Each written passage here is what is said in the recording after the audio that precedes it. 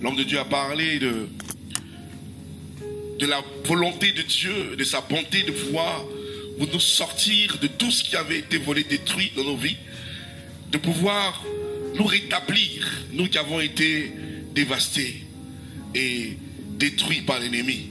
Un espoir encore possible pour nous. En 2 mots, nous résumons le culte dimanche. Mais voici la continuité de la chose. Parce que cela partira cette mention peut-être qu'à dimanche. C'est un gros message, c'est un gros thème. Rebâtir sur les ruines, c'est un très gros thème. Vous savez que les ruines existent.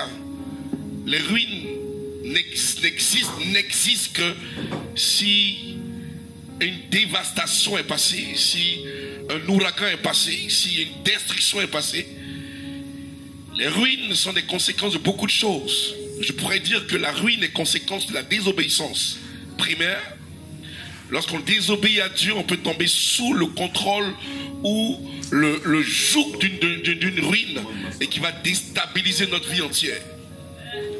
Et nous allons pas nous attarder dessus, mais aussi, si nous allons voir le livre de... Nous allons voir ce qui s'est passé en Jérémie chapitre 30, verset 18. Vous allez comprendre si je lis le verset. On va lire le verset Jérémie 30, verset 18, qui nous parle un peu de la désobéissance qui permet à des personnes de pouvoir subir une ruine totale. Lorsque Nebuchadnezzar a pris en compte, a mis la main sur Israël, il a détruit, il a laissé aucune pierre sur Jérusalem. Et il a pris en captivité tout ce peuple d'Israël. Et chez lui sont partis la Babylone. Et sans cela, qui sont restés captifs avec tous ceux qui étaient là-bas, prêtre par prêtre, roi par roi, vous me suivez. Avec la volonté de Dieu lui-même. La désobéissance, lorsqu'on pense à nos vies, Dieu a dit Amen lorsque ça arrive. La ruine arrive, mais Dieu est d'accord pour que ça arrive véritablement, parce que tu n'as pas respecté les normes qu'il fallait. Tu as vécu dans la désobéissance et tu as subi une ruine totale. Mais la ruine en elle-même, lorsqu'elle arrive, elle arrive dans une partie de nos vies. Et nous qui sommes ici, nous sommes ruinés quelque part dans nos vies. Mais ce que Dieu veut, c'est de reconnaître que la ruine a frappé au moins ta vie quelque part. Mais si toi-même tu ne reconnais pas que la ruine t'a touché, Dieu ne peut jamais commencer à les rétablir. J'ai vu des personnes où dans leur vie, on les voyait immergés comme ça. Et à un moment donné, par exemple, ils ont commencé à ternir.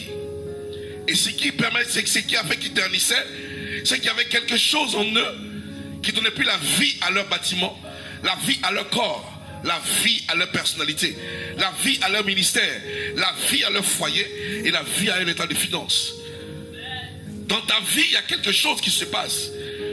Mais tu t'encourages de rester comme ça parce qu'une partie de ta vie vit.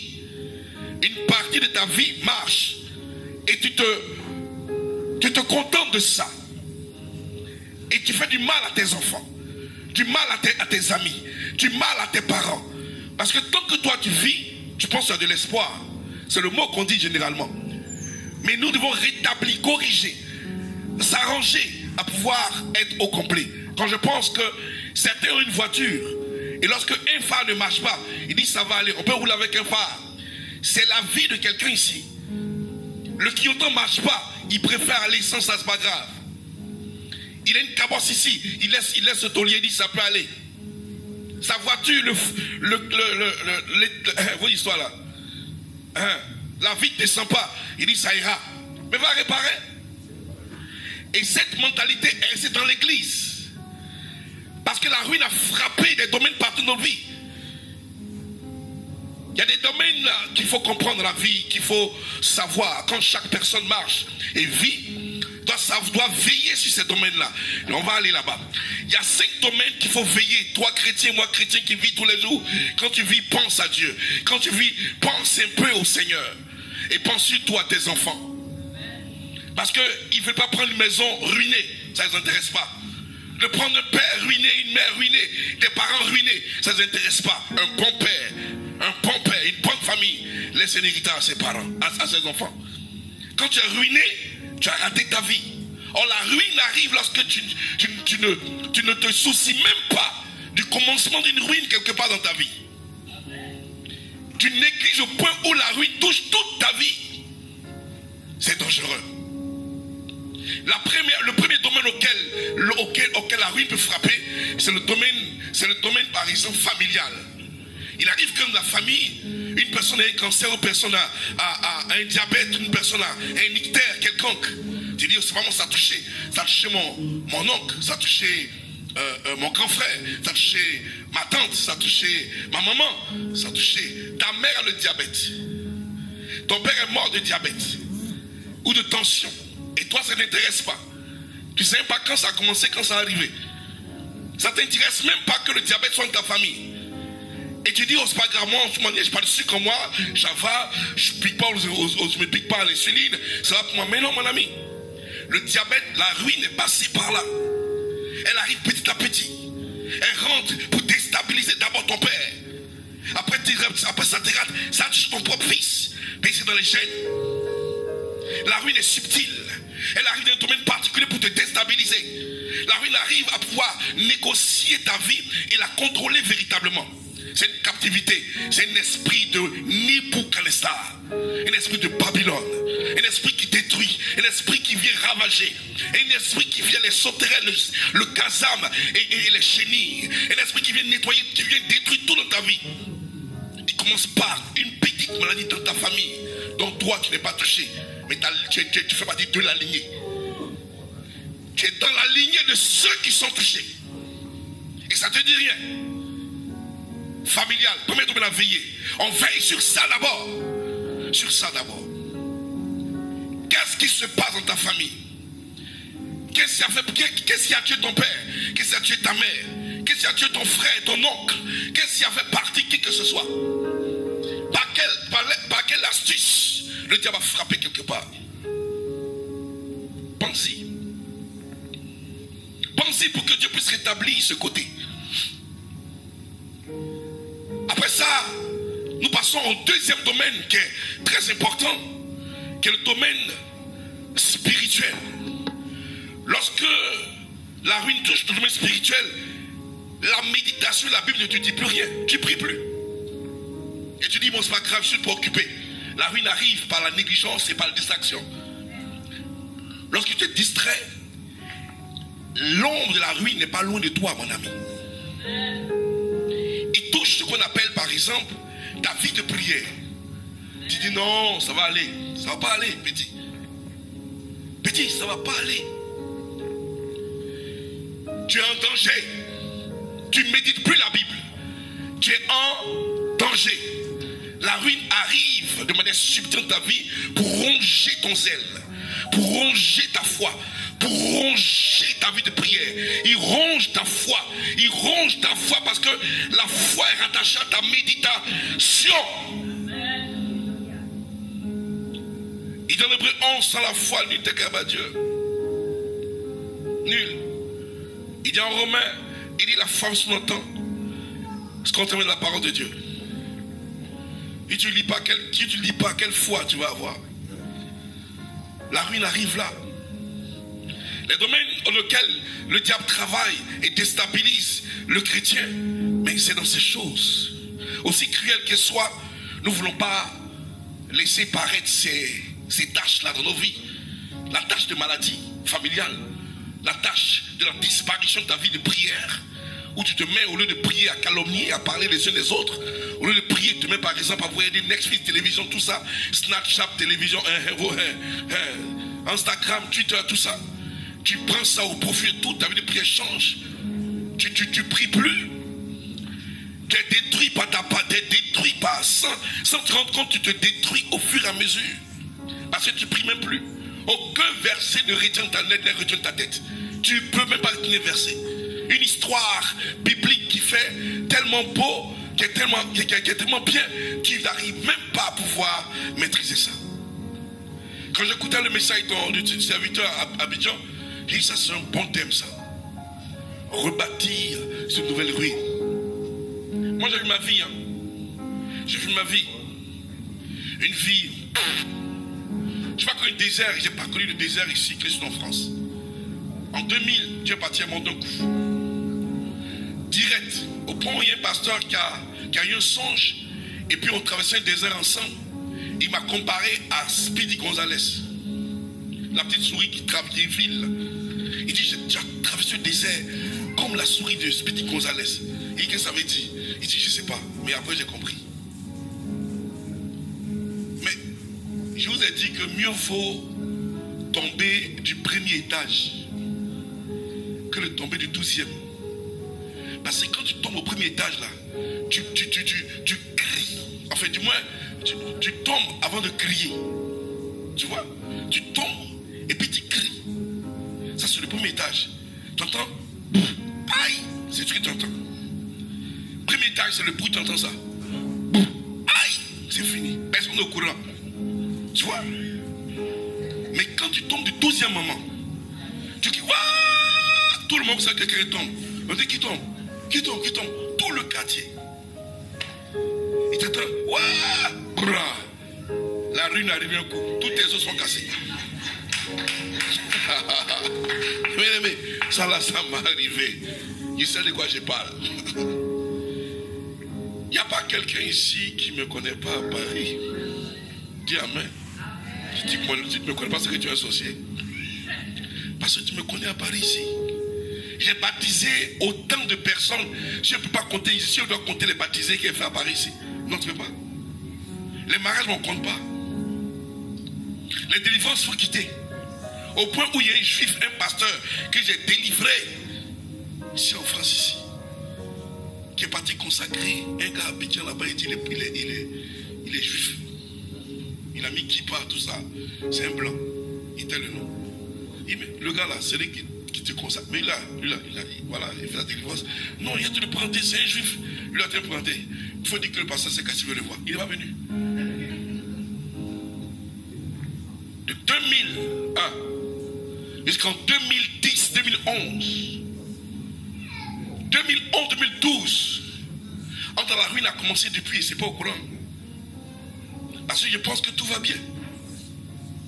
Mais lorsque la ruine a frappé totalement, c'est comme si un château de cartes qui faisait. Je suis surpris parce que la ruine est venue. Je ne veux pas que la ruine te surprenne, toi qui es là, mon ami. Je ne veux pas que la ruine te surprenne, mon ami. Ouvre tes yeux pour savoir qu'est-ce qui ne va pas dans ta vie aujourd'hui là. Et règle ce problème très vite avant que ce soit total. Mais Dieu, allons-y seulement. Allons avec Dieu. Vous savez, quand tu réponds, quand tu es l'authentique de Dieu, la ruine, c'est pas la ruine. Je disais par exemple qu'il y a eu deux conséquences. La ruine frappe lorsque tu es désobéissant. Et j'étais limé par désobéissance. Ça là, c'est pas épreuve, c'est une désobéissance. Qui a fait ça? Puis Dieu t'a ressaisi après. Dieu t'a rebâti. Là, je suis en train d'être rebâti. J'ai l'air un gars ruiné. Allons-y seulement. Mais quand je suis ruiné, tu connais quand tu es ruiné. La ruine arrive aussi lorsque Dieu te met à l'épreuve. Lorsque tu as l'épreuve, lorsque tu es très éprouvé, la ruine peut te toucher. À l'image de Job, un homme intègre, mais il a été ruiné. C'est pas l'épreuve. Ça aussi. Il faut voir si tu es éprouvé. Il faut voir si tu es attaqué. C'est un vieux message que j'ai. L'épreuve et l'attaque. Des gens sont éprouvés, ils disent qu'ils sont attaqués. Les gens sont attaqués, ils disent qu'ils sont éprouvés. Or, l'épreuve, ce n'est pas la désobéissance. Dieu veut t'élever. L'attaque, c'est parce que tu es désobéissant qu'on t'a attaqué, qu'on t'a volé. Ne mélangez pas les deux choses. C'est pour ça que c'est un autre message, ça. Donc, le premier domaine, c'est ta propre vie, ta vie familiale. Deuxième domaine d'attaque, c'est la vie spirituelle. Troisième domaine, c'est la vie matérielle. C'est-à-dire que tu perds tout se gâte autour de toi. Tout est gâté. Tu n'arrives même pas à t'en sortir. Tu perds ta voiture, c'est fini, tu n'as plus de voiture, c'est gars qui repart là. Il y a une ruine qui commence vite fait. Seigneur, pardon, prie ça, ferme ça tout de suite. Répare ça. Près ta maison, tout s'effronte. Tu investis que part, tout se gâte. Tu personne a volé ceci. Tu perds tout, matériellement, tout se gâte. Ta télévision se casse bêtement. Ton chauffe-eau se casse. Ta machine à laver se perd, se gâte. Tout se mélange dans ta maison. Tes draps sont déchirés. Ta couette, tu ne peux pas changer. Ton coussin même, tu vois ça quand tu as peur de te coucher dessus. La ruine arrive. Elle marche. Elle arrive. Nebuchadnezzar arrive. Il vient ruiner ta vie. Ce domaine-là doit être pris en compte matériellement ta vie. Ne perds rien dans ta vie. Quand tu vois que se passe, automatiquement tu dis Seigneur, prends un jeûne. Ça coûte quoi? Prends-moi de jeûne. Et répare ça. Répare ce côté-là. Le quatrième, j'ai dit quoi? J'ai dit vie spirituelle, vie familiale, vie matérielle et la vie professionnelle. Lorsque tu commences à voir que ta vie professionnelle vous est touchée, c'est une forme de ruine. Prends au sérieux les menaces de ton collègue. Prends au sérieux les menaces de ton patron. Toi qui es en CDI, maintenant tu es en CDD. Et tu te consoles pour dire pourvu que j'ai mon argent. Mais non. Reste en CDI forcé. Ta vie professionnelle, c'est ta vie professionnelle. Fais tout pour garder ça. Lorsque tu es touché, tu es touché. Moi, j'étais tellement touché dans la ruine jusqu'à on m'arrachait ma carte vitale. Vous êtes sérieux? Dieu m'a rétabli. Dieu m'a rétabli bien même. Il dit, mon petit, il n'y a plus de carte vitale en France. Donne. Et Nebuchadnezzar quoi? Nebuchadnezzar quoi? Il visite ta maison. Verset des enfants. Il visite ta maison. C'est dangereux. Tu ne sais même pas exactement comment faire. Mais tu n'as pas conscience. Tu n'as pas l'enseignement pour dire ça là, c'est le début d'une ruine qui arrive. Tu laisses, tu dis oh mais si pour ça je peux me sortir par là. Évitez ce langage là. Non. Sinon qu'elle est totale, on ne peut plus rien faire. Lorsque l'Esprit de Dieu t'emmène à pouvoir voir comment ton travail commence à être touché, nous, ministère, tout ça, on voit ça. Aïe. Non, c'est pas pour ça là. C'est une vie professionnelle. Moi, je vis de l'évangile. Je n'ai pas d'autre travail que ça. Je vis de ça. Je vis de mes conférences. Je vis de mes croisades. Je vis de ça. Ça fait 21 ans que je vis de ça. Et je sais, mon Dieu, avec dévouement, je mouille le maillot comme le gars dans le partout. Dans chaque pays où je vais, je vis de ça. Et Dieu seul sait que je vis de ça. Et je ne me plais pas. Donc quand tu touches en ministère, c'est que mon ami, il y a un problème. Il y a un problème. Je me sépare de celui-même qui joue les plaisanteries. Mon ami, il faut quitter, ferme mes yeux, te quitter devant moi. Parce que tu ne veux pas me distraire mon travail. Dieu t'appelle seul. Viens ton épouse travailler. Le reste, c'est les collaborateurs qui arrivent. Ou quand les engendres, ils deviennent des disciples afin de pouvoir être aussi des gens puissants.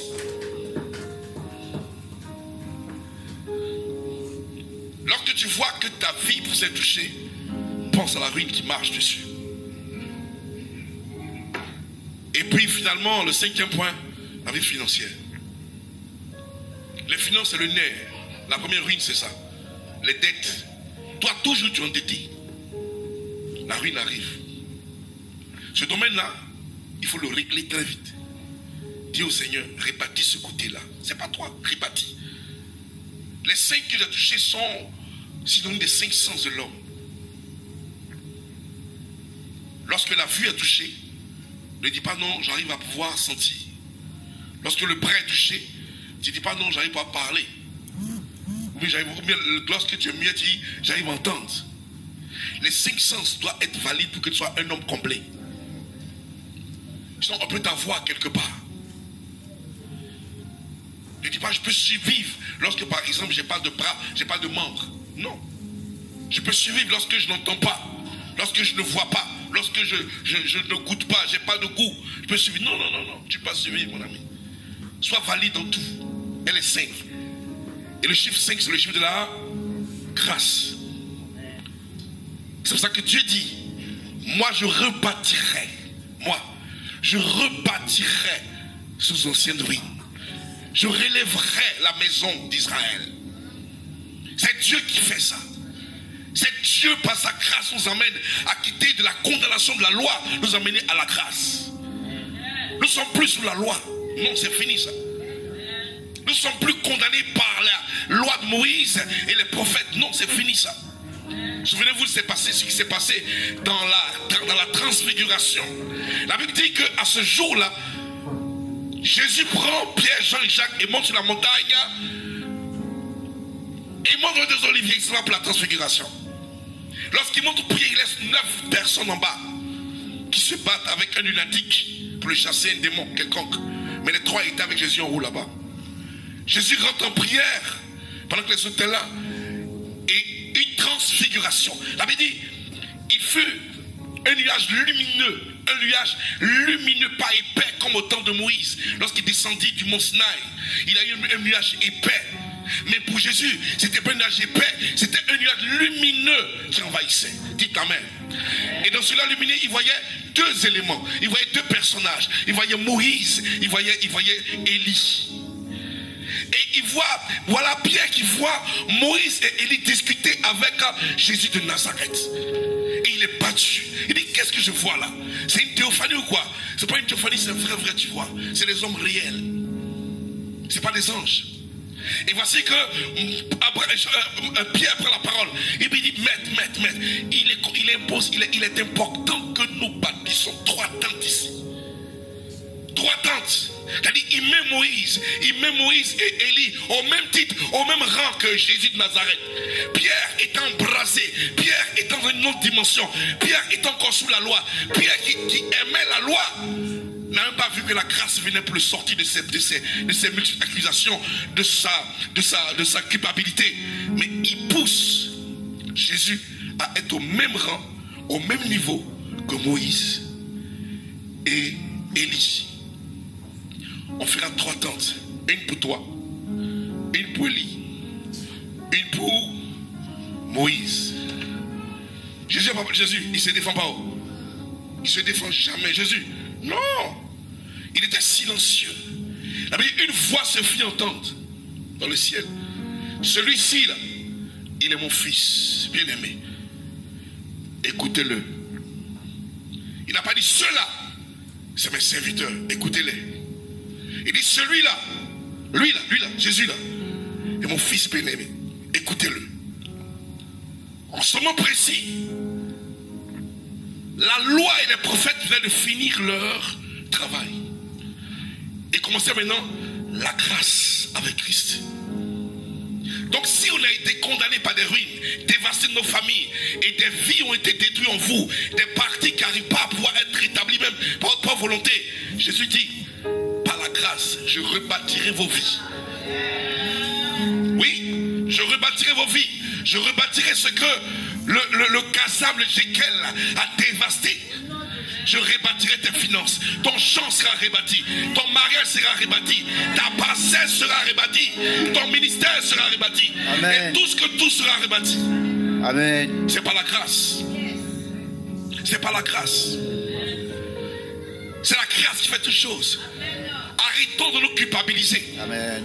Quelqu'un qui pêche arrive à dire j'ai péché donc je ne chante plus. Qui t'a dit? Qui t'a dit que quand tu pêches tu ne chantes plus? Tu es tombé, réponds-toi. Reconnais ton erreur et réponds-toi et viens chanter. Amen. Non, je suis sale. Qui t'a rendu sale? Tu dois te laver. Y a-t-il là encore un détergent plus puissant que le sang de Jésus de Nazareth? Y a-t-il une eau plus puissante que le sang de Jésus de Nazareth? Y a-t-il un liquide plus fort que le sang de Jésus de Nazareth? Il dit, quiconque m'invoquera sera quoi? Sauvé. Le sang de Jésus, la vie Zoé coule en lui. Ce sang que tu invoques te sauve, te nettoie, t'établit. Reconnais ton erreur. Parce que que là où tu es faible, la puissance de Dieu se manifeste pour ta vie. Là où tu es faible, le sang de Jésus te rétablit. Là où tu es faible, la grâce surabonde sur ta vie. Amen. Dieu cherche des personnes faibles. Il cherche des personnes qui sont faibles pour se manifester.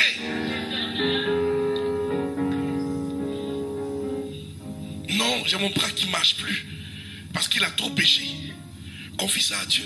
Et puis voici cette auto-justification qui arrive à frapper les éléments, les gens de l'église, au point où ils se donnent le droit de pouvoir guérir eux-mêmes le mal. Comment? Tu as quel problème? Toi, tu peux te guérir toi-même. En vérité, je vous dis quelque chose. Lorsque tu veux rétablir, rebâtir sur les ruines, il regarde d'où tu viens. Moi, je défie tout le monde ici, là. Qui a dit à Dieu de naître dans sa famille? Qui a dit? On ne choisit pas ça. Famille. Ta famille, ton papa est féticheur. Ta mère est féticheuse. C'est des sorciers. Dieu sait. Mais tu es venu là. Tu as demandé? Et tu as demandé à Dieu pour... Non, c'est Dieu qui t'a mis dans ça. C'est Dieu qui t'a mis là. Il sait qu'en te mettant là, le sang de ton papa va agir sur ta vie. Tu auras des problèmes charnels. Ton père était soulard, Dieu savait. Ton grand-père était impudique, Dieu savait. Ta mère était postieuse, Dieu savait. Mais quand tu es né là, la chair et le sang de tes parents ont réagi sur toi. Et demain, tu es déstabilisé par la chair. Et tu penses toi combattre ça. Laisse Dieu faire son travail. Amen. Et toi, fais pour Dieu. Fais pour Dieu et lui fera pour lui. Laisse Dieu travailler sur ta vie. Dis à Dieu, désinfecte mon corps par ton sang. Désinfecte mon corps du corps étranger en moi. Il y a une étouille en moi. Désinfecte mon corps. Paul dit, le pied que je fais, je n'arrive pas à le faire. Je n'arrive pas à le faire. Ce qui est bon, je le sais, n'habite pas en moi. J'ai la volonté, mais pas le pouvoir. Mais le pouvoir, c'est Dieu qui l'a. Comment veux-tu te condamner, vivre une culpabilité si toi, oh my God, la grâce est ennemie de la culpabilité. La loi est amie de la culpabilité. Lorsque Dieu va rétablir toi, toi abandonne-toi au Seigneur et tu vas te rétablir. Des ruines ont été terribles. Écoutez, les ruines qui arrivent sont des ruines qui existent par désobéissance. Mais lorsque tu désobéis à Dieu, reconnais que tu as désobéi à Dieu. Dieu ne demande que ça. Il demande que ça. Reconnais. Et le reste il termine. À la mort de Christ, il est mort où? Il est mort dans ce monde. Il est mort où? Dans ce monde. Nous sommes où? Dans ce monde. Mais nous ne sommes pas de ce monde. Christ est mort dans ce monde. Mais il n'est pas de ce monde. Il est mort dans ce monde parce qu'il est mort avec le péché de ce monde. Mais il n'a commis aucun péché. Alléluia. Il est mort entre deux brigands. Un brigand à sa droite, un brigand à sa gauche. La préfigure du monde où Christ est au milieu dans le monde. Il est au centre du monde. Et à sa droite, il a divisé le monde en deux. Il a divisé le monde en deux. Un monde à sa droite, un monde à sa gauche. Et il est au milieu et puis il règne. La Bible dit que ceux qui sont à sa droite, ceux qui vivent la droite, rentrons dans sa félicité, rentrons dans sa présence. La Bible dit que le brigand qui est à sa droite a reconnu son erreur. Il y a des personnes qui sont à sa droite dans le monde qui vont reconnaître leur erreur et rentrer avec Jésus-Christ de Nazareth par plus grâce. Penses-tu que tu es plus juste comme toi? Penses-tu que ce brigand est plus juste que toi? Il a tué, blasphémé, volé, égorgé. Mais Jésus dit, comme tu as reconnu, tu seras au paradis avec moi aujourd'hui. Une certaine catégorie de personnes vont rentrer et d'autres rentreront pas. Quitte la gauche, viens à la droite. Sois droit, ne sois pas gauche. Sois droit dans ta vie, ne sois pas gauche. Ne sois pas duplicité, ne sois pas dupli. Ne trompe pas ta vie. Sois vrai. Tu seras mis automatiquement à la droite du Seigneur. Sois vrai, tu seras à la droite du Seigneur. La Bible dit que Christ est mort ressuscité. Il est assis où? À la droite du Père. Où il fait office de nos avocats. Tous ceux qui sont droits sont à la droite aussi.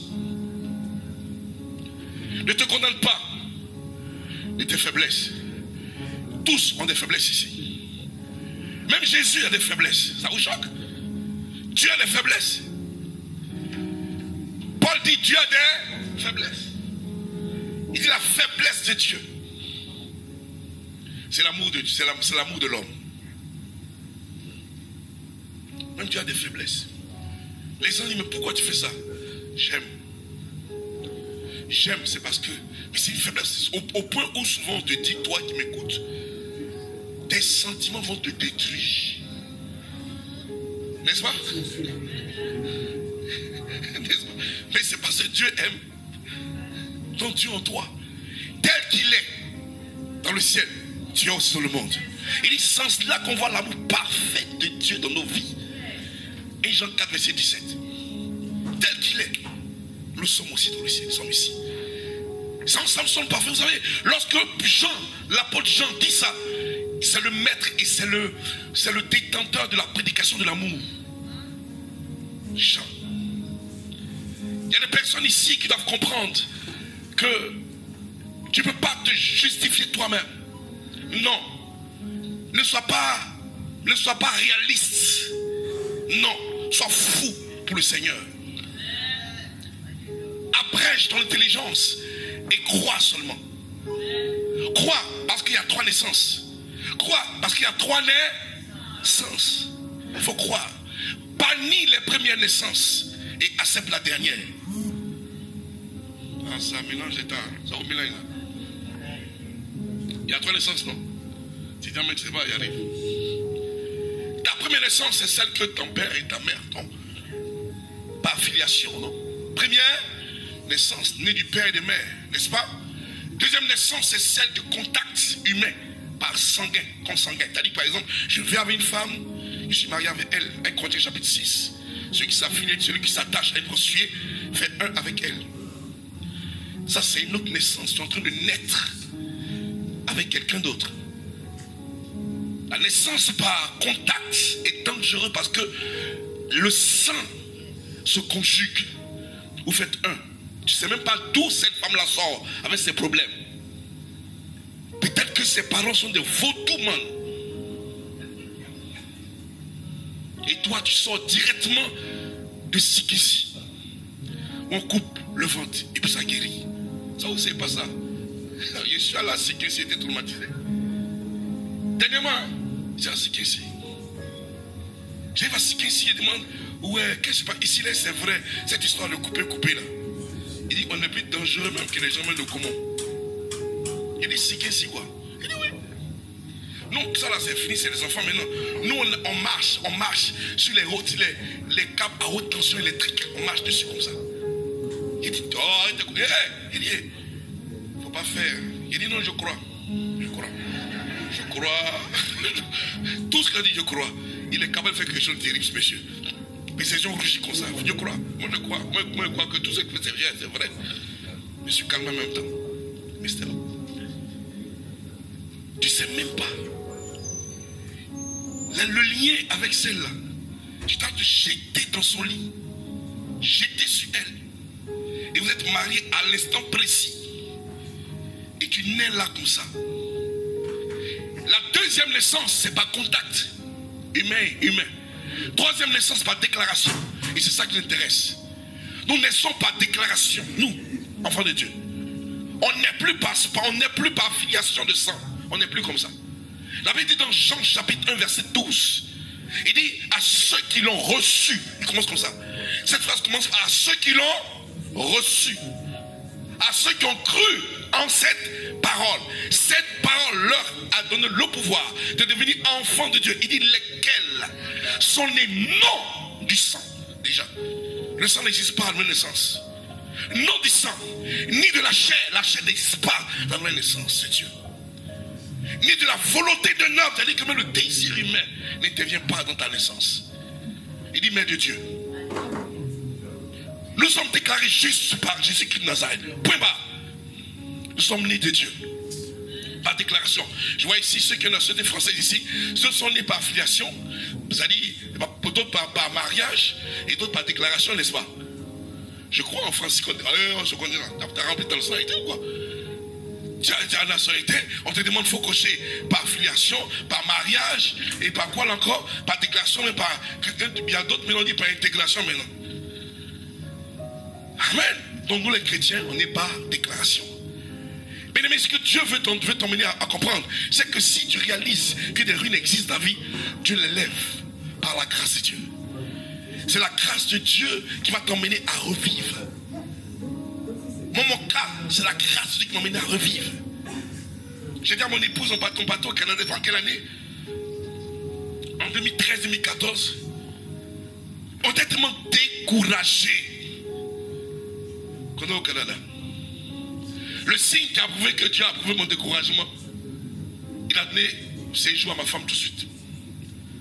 Nous, on allait prendre juste un visa pour le Canada. On donne à mon épouse un séjour, tu peux rester, toi tu peux rester et travailler. Séjour avec option de travailler à Montréal. Et c'est quoi ça? On a essayé de poser ici. Elle dit, mais chérie, il peut travailler. Et puis quoi? Les enfants sont à Paris. Hein. Mais on peut tenter notre vie ici. Il dit, allons à Paris. Parce que moi, il n'est pas mis dessus. Comme il n'est pas pour moi, tu peux pas rester ici. Le Canada est dangereux. il faut rentrer. Oh, c'était mes plaintes. J'étais découragé. Comment la méchanceté des hommes. L'humain est méchant. L'humain te détruit qu'à vouloir ta mort. Des gens que tu as soutenus, où tu as saigné ton sang, où tu as affronté leurs esprits. Des démons sont attaqués la nuit. À cause d'eux. Ils sont contents, c'est bien. C'est bien. On va casser son église. Ça sera cassé. Et puis le doigt en haut comme ça. Mais ce qu'ils ne savent pas, mon fils, ce qu'ils ne savent pas, c'est quand Jésus est au milieu là, des deux brigands là. Jésus là. Jésus est la tête de l'église. Jésus là. C'est lui l'église. Le chef de l'église. Mais qui on a cassé? On a cassé les pieds d'un brigand à gauche, un brigand à droite. Tu sais pas qu'on ne peut jamais casser une église qui est en Jésus. Jamais. Si c'est cassé, c'est que tu es brigand. Mais ces brigands ont cassé les pieds. Et j'ai chéri. Ils sont méchants. Hein? J'étais traumatisé. Ma femme a pété, a tapé une tension, a fait une vie de tension. Il perdait ma femme. Tout ça, c'était les ruines. Les ruines. Au père, mon père spirituel me voir. Et puis il dit, mais cette voiture, tu peux la changer un peu même. Il était découragé de moi. J'avais une vieille dédioute comme ça. Et puis je l'ai reçu, on était à Neuilly. C'est ce qu'il m'a dit, le matin. Il dit, si il vient la fois, ça te ressemble pas. Il dit, le vieux, je suis sa mère récent. Il cherche même R4 pour rouler en France ici. Il dit, arrête-moi ça. Change-moi la voiture là. Et il t'inquiète pas. Il a prié pour moi. Et puis bon, j'ai commencé à avoir un peu l'espoir. J'ai payé ma voiture. Il déposait la classe E comme ça.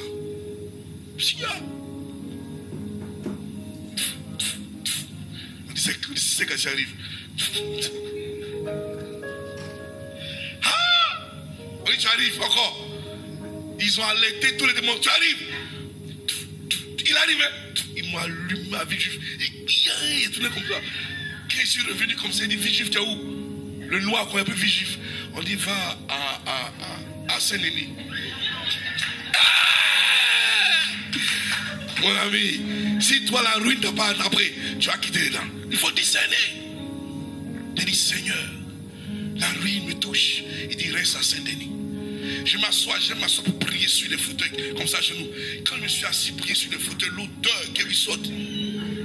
J'ai dit, Seigneur. Mon fils, comment non? C'est l'Esprit de Dieu. Quelle ruine. Mon fils, c'est pas le ça. Je ne suis pas stimulé pour venir à cette église ici. Il dit, petit, c'est les ruines de Babylone, mon ami. Reste à Babylone un peu. Après, quand le roi va mourir, il va nous affecter ailleurs. C'est ça qui nous arrive. Il faut bénir les femmes. Il faut bénir les femmes. Une femme a donné l'espoir d'un revêtement, d'un reboisement dans ta vie. Et Dieu va faire Déborah. Et Déborah sort, on va dans une salle. On dit cette salle, mon ami, ça nous ressemble ça. Et c'est comme ça que l'espoir commence à renaître. Je dis à mes amis, mes enfants, si ça vous plaît, on fait ça. Oui, ça nous plaît ici. Parce qu'il voyait la calère des dessins d'Annie. Il dit, je ne peux plus retourner là-bas. Il a prophétisé que nous restons ici. Le culte ici. Le vieux commence quand il faut te calmer. Notre argent encore là-bas. Il faut déménager de Babylone pour venir à Jérusalem. C'est un juif qui gérait. Il m'a appelé et puis il dit, Serge, Ouattassal, vas-y. J'ai dit, Seigneur, c'est pas la grâce. Tu répartis par la grâce. Il en a réparti tout au fur et à mesure. J'avais du mal à terminer, à pouvoir mettre une brique sur ta boue. Le voilà qui est là. Du mal. Exactement comme Esdras. Exactement comme Zorobabel et puis Josué dans Exode chapitre 3. Dieu donne l'ordre à ce que par exemple Israël soit libéré. Après son 10 ans de captivité, le roi leur dit sortez, allez construire. Ils arrivent, ils construisent. 12 ans après, 12 ans, ils arrivent. Ils sont là. Il reste 2 ans d'abord, on a libéré. Ils sont restés 2 ans dans la maison comme ça. Sur les décombres là. Après, Zorobabel dit mais on a construit. Paf, ils ont commencé à construire. Tac. On a commencé à les obliger, tous les gars, les sorciers ont commencé à payer les conseillers, payer des gens, l'argent pour aller les mélanger. Le diable est venu mélanger eux. Ils ont cessé de construire la maison de Dieu pendant 12 ans. Zorobabel, qui était un gars de Juda, le prince de Juda, Zorobabel, descendant, Jésus de Nazareth est descendant de Zorobabel. Il est dans Matthieu, la danger de Jésus de Nazareth. Zorobabel est dedans. Il ne peut pas. Josué était le prêtre. Le prêtre était là, dans les deux réunis, faisaient Jésus. 12 ans, le diable l'a tapé 12 ans, stabilisé. Pendant combien d'années j'arrive pas à décoller sur une seule pierre? Il a fallu que 2 petits prophètes arrivent. Agé et puis Zacharie. Après 12 ans, Agé intervient. Ils sont nés, ils étaient petits comme ça. Des petits, les petits de Zorobabel. Ils étaient à l'école dimanche, mais ils ont grandi 12 ans après. Ainsi parle l'Éternel. Vous habitez des maisons lambrisées. Et Agé chapitre 1, puis 30 comme ça. L'Éternel percera vos bouches. Vous amasserez, ça tombera. Vous gagnerez beaucoup, vous aurez toujours faim. Ils ont entendu la voix du le petit âgé. Ça chrait les têtes. Des gens qui étaient sur les tentes. Après 12 ans, au lieu de construire la maison de l'église, ils ont commencé à construire leur propre maison. Ils ont mis des lambris dans le plafond, un lambris, ça brille comme ça. Agé a mis sur eux. Ils sont calmés. Ils sont allés reconstruire l'église. C'est comme ça que tu as commencé à rétablir ta boue. On commence à terminer. Aujourd'hui, le sol est propre. Les chambres sont étalées. Les portes ont été mises. On fait culte là-bas. J'ai fait séminaire là-bas. Je bénis Dieu pour ça. Dieu rétablit. Sur des anciennes ruines. Oui, c'est en France ici. Tu vas nous élever davantage. C'est pas ailleurs. Ne jouez pas avec la vie que Dieu nous donne, mais essayons de vivre par la grâce de Dieu. Tu peux rien par tes forces, tu n'es rien, tu ne seras rien sans le sang de Jésus. La grâce de Dieu doit nous amener toujours à voir Jésus-Christ comme modèle. Tout ce que tu veux là, c'est en Jésus de Nazareth. Qu'est-ce que tu veux? Regarde Jésus, ça se rétablit. Regarde Christ et puis regarde ce que tu as besoin. Ça sort de lui et ça vient vers toi. Cette femme qui dit si je peux toucher le franc de son vêtement, je serai guéri. Automatiquement une puissance est sortie de Jésus. Guérit cette femme. Dieu rétablit toutes choses par la pure grâce. Mais qu'est-ce qui rétablit? Ce n'est pas ton spirituel rétabli. C'est la partie, l'enveloppe qui rétablit. C'est le corps qui rétablit. Il a dit en Matthieu, en Jean chapitre 19, il dit quoi? Il dit détruisez ce temple. Pharisiens, détruisez ce temple. je le rebâtirai en 3 jours. En 3 jours, je relèverai ce temple. Ça veut dire que, quel que soit ce que c'était avec Jésus, tout est possible. Le temple qu'ils ont pris des années pour bâtir, il dit en 3 jours, je bâtis ça. Ça veut dire que quoi? Ton problème que tu as là, quand tu sors de là, c'est réglé. Quand tu sors de là, c'est réglé. Je vais te déclarer ici à quelqu'un, mettre quelqu'un au défi. Je parle par l'esprit. Je ne sais pas ce que tu as besoin. Je ne sais pas ce qui bloque ta vie. Mais je te lance le défi aujourd'hui. On est dimanche. Si ce message a touché ton cœur, à moins que tu as banalisé ce message, mais s'il a touché ton cœur ce message, au sorti de cette salle, tu sors là aujourd'hui, tu sors, tu as jusqu'à minuit ce soir pour entendre que ce que tu demandes a été rétabli. Tout ce que tu auras besoin sera rétabli. Je te dis la vérité. Écoutez-moi très bien. Je parle par l'Esprit de Dieu. Ce que tu as besoin là, ce que tu demandes à l'instant, ce que tu as toujours attendu, ce qui ne marche pas dans ta vie, quand tu sors de là, les choses commencent à changer. Mais pendant que je parlais, Dieu est en train de rétablir les choses dans la vie de pas mal de personnes.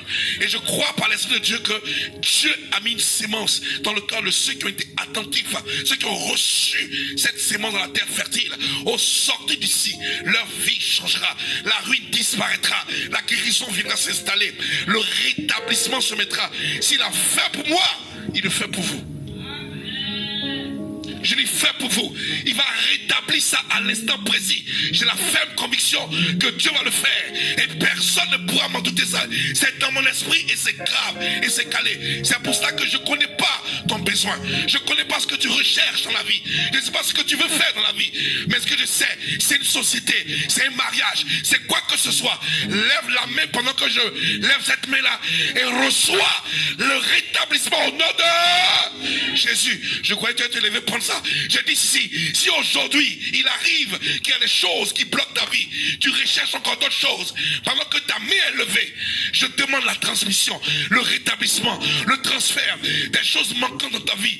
Le directeur, celui qui est l'architecte des architectes, le roi, le rebâtisseur, celui à qui a regardé les pharisiens dans les yeux, qui a dit vous détruisez ce temple, en 3 jours je le bâtirai, je le rebâtirai. Ce même Jésus aujourd'hui est présent toi. Ce même Jésus aujourd'hui tient ce micro et il te dit face à face, tout ce qu'ils ont détruit dans ta vie, dans le nom de Jésus, par la grâce qui a été abondante en toi, je rétablis ces choses au nom de Jésus. Oh, je crois que tu allais prendre ça. Écoutez, regardez quelque chose. Ne doute pas, je suis pasteur. Je ne suis pas étranger. Si ça ne marche pas, viens me dire, écoute-moi très bien. Je parle par l'Esprit de Dieu. Je ne sais pas ce qui te bloque. Si on t'a mis une croix, renvoyé quoi que ce soit, un travail, ou bien tu as un problème, je ne sais même pas ce qui se passe. Les domaines que tu essaies ici, que ce soit familial, si ton sang est contaminé, le sang de Jésus va désinfecter ta vie.